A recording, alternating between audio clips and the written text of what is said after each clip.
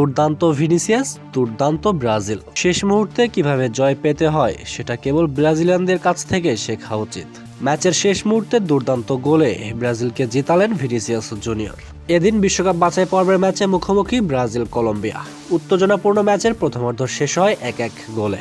ম্যাচের শুরুতে এদিন পেনাল্টিতে দলকে এগিয়ে নেন রাফিনহা, তবে সেই লিড বেশিক্ষণ রাখতে পারেনি। আরও একটি গোল হজম করতে হয় ব্রাজিলকে।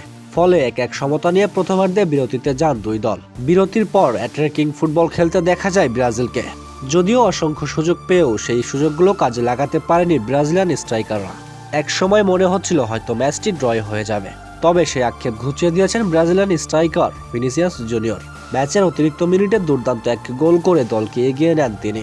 ম্যাচের ৯৮তম মিনিটে ডিবক্সের বাইরে থেকে দূরপাল্লা এক শটে দুর্দান্ত এক গোল করেন ভিনিসিয়াস জুনিয়র। দুর্দান্ত গোল, দুর্দান্ত জয় ব্রাজিলের।